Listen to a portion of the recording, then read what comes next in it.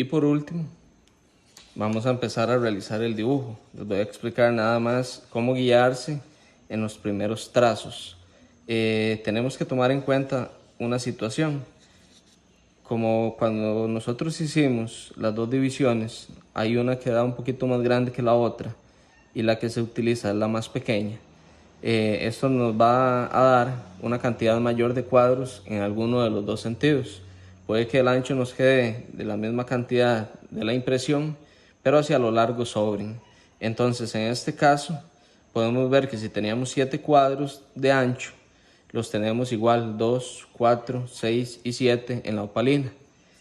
Y en cambio a lo largo tenemos 2, 4, 6, 8, 9, 10 y 11 o 10 y un poquito porque este otro es más pequeño.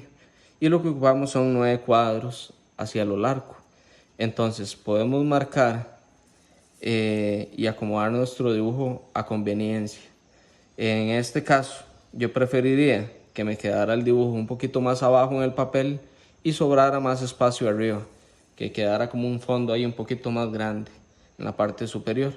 Entonces yo puedo marcar estos dos cuadros de arriba para saber que de momento no los voy a utilizar.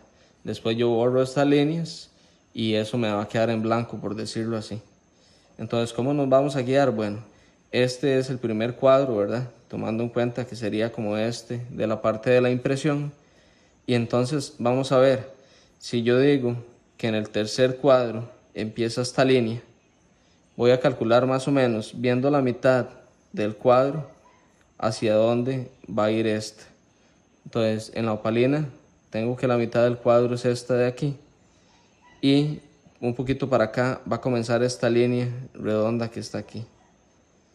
Ella va a bajar un poquito, va a pasar por esta parte de la línea, que sería esta de aquí, y va a seguir bajando.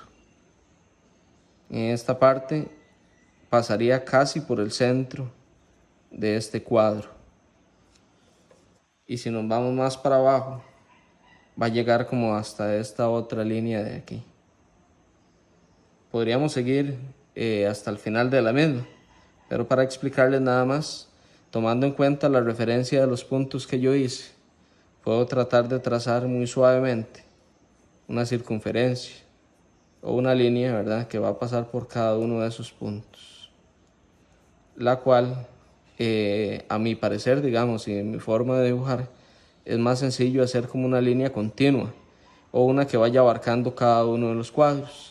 En algunos casos las personas cuando utilizan una cuadrícula, por ejemplo, terminan de hacer todas las líneas de este cuadro y continúan con las de este. A mi parecer es un poquito más difícil porque sí hay que tomar muy en cuenta la posición, digamos, o hacia dónde se dirigen las líneas. Pero ninguna de las dos formas es incorrecta. Podemos utilizar cualquiera de las dos. Como siempre les he dicho en clases, hacemos la línea y cuando vemos que hay alguna parte que ya no nos sirve o que no es la curva que nosotros ocupamos, entonces ya la borramos. Pero así nos vamos a ir guiando poco a poco. Ya hicimos esta parte superior, ¿verdad? Entonces vamos a terminar de dar con esa línea, la cual va a salir de aquí donde comenzamos esta otra, va a llegar como hasta esta parte, que sería aquí, y va a llegar como a la mitad de este otro cuadro. Podemos como continuar aquí en el dibujo y ver más o menos hasta dónde va a llegar ella, trazarla hasta ese final y una vez continuamos, por ejemplo, dibujando el pelo que va aquí hacia abajo, ya borraríamos el exceso de la línea. Entonces podríamos dejarla ahí todo lo que ocupemos para guiarnos y una vez ya no la necesitemos se termina de borrar nada más.